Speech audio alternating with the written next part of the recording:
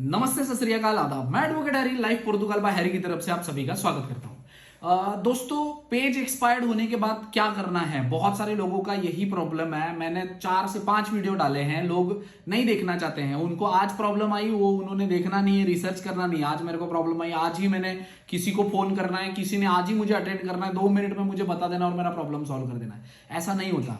आप सभी लोगों से रिक्वेस्ट है, आपको अगर कोई भी प्रॉब्लम आती है, इंटरनेट पे सारा अवेलेबल होता है। किसी कंसल्टेंसी, किसी एडवोकेट से आपको या किसी एजेंट से आपको पागल बनने की जरूरत है नहीं।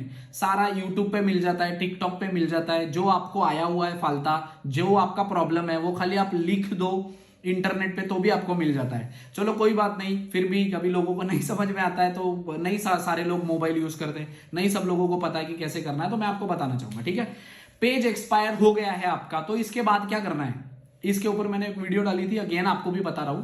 महात्मा गांधी में जिन लोगों ने टाइम एक्सटेंशन लिया, डॉक्यूमेंट अपलोड किए, वो पोर्टल पे सबमिट नहीं करते हैं, तो पोर्टल का पेज आपका एक्सपायर हो ही जाना है।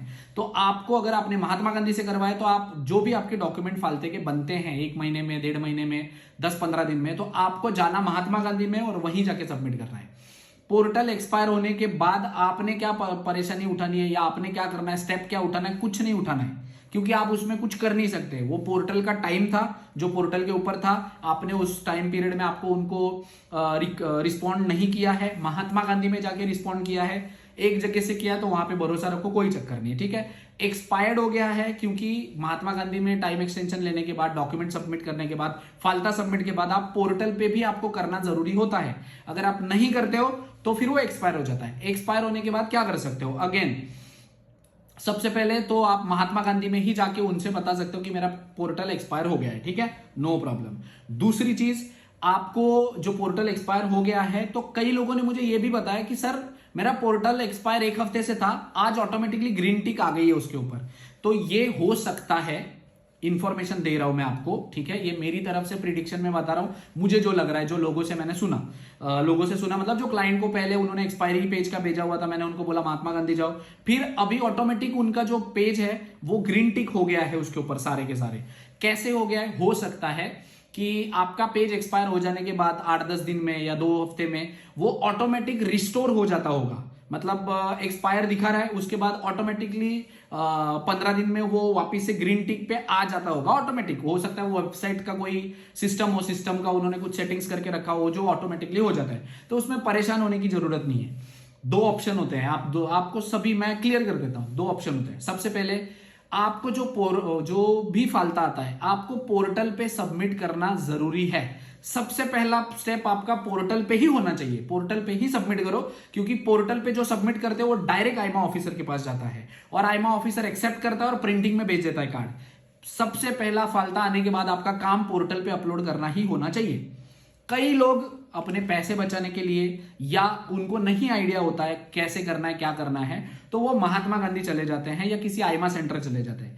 आईमा सेंटर वाले आपके पोर्टल पे अपलोड नहीं करते, उनका वो अपना सेपरेट पोर्टल है, वहां पे अपलोड करते हैं। वो आईमा ऑफिसर के पास बाद में जाता है, कितने टाइम में जाता है नहीं पता है, बट वो आपके पोर्टल पे नहीं अपलोड करते, इसलिए आपका टाइम एक्सपायर हो जाता है, पेज एक्सपायर हो जाता है। रिक्वेस्ट है, सबसे पहले फालता आने के बाद क्या करना है, अगर आपके पास फालते के डॉक्यूमेंट है, पोर्टल पे अपलोड करो। वेबसाइट है आईमा की, जहां से आपने डॉक्यूमेंट अपलोड किए थे, वहां पे लॉग इन करो और ऐड डॉक्यूमेंट करके वहां पे सबमिट करो। बॉक्स में कुछ लिखना है तो लिखो, नहीं लिखना है कोई चक्कर नहीं है, कंपलसरी नहीं होता है, सबमिट कर दो।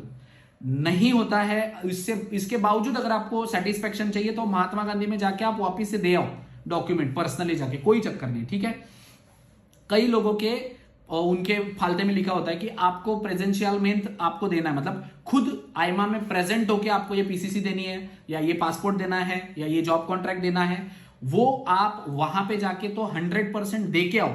वो दे के आने के बाद भी पोर्टल पे भी आपने सबमिट करना है कि मैं पर्सनली आईमा में गया था, वहां पे मैंने स्कैन करके अपलोड करवा दिए हैं, और पोर्टल में भी अभी मैं वापस से पीडीएफ अपलोड कर रहा हूं आपके रेफरेंस के लिए। किसके, आईमा ऑफिसर जो है, जिसके पास आपका पोर्टल पे सबमिट करने के बाद डॉक्यूमेंट जाएगा, उस आईमा के रेफरेंस के लिए आप बोल सकते हो आईमा ऑफिसर के लिए कि हमने पर्सनली भी सबमिट कर दिया, मैं यहाँ पे पोर्टल पे भी सबमिट कर रहा हूं, आप चेक कर लो।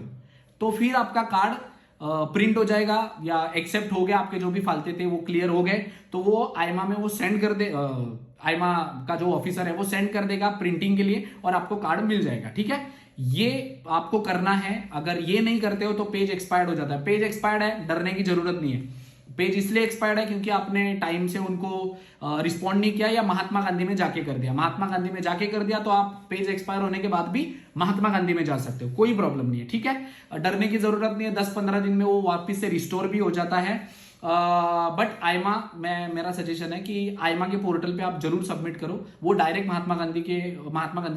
वो डायरेक्ट आपके आईमा के ऑफिसर के पास जाता है जो आपकी फाइल चेक कर रहे हैं, तो वो बेहतर होगा कि ज्यादा जल्दी हो जाता है। ठीक है, रेस्ट अगर आपको इस रिलेटेड कोई भी गाइडेंस या हेल्प चाहिए होगी तो आप वीडियो के नीचे कमेंट कर सकते हो। Thank you so much.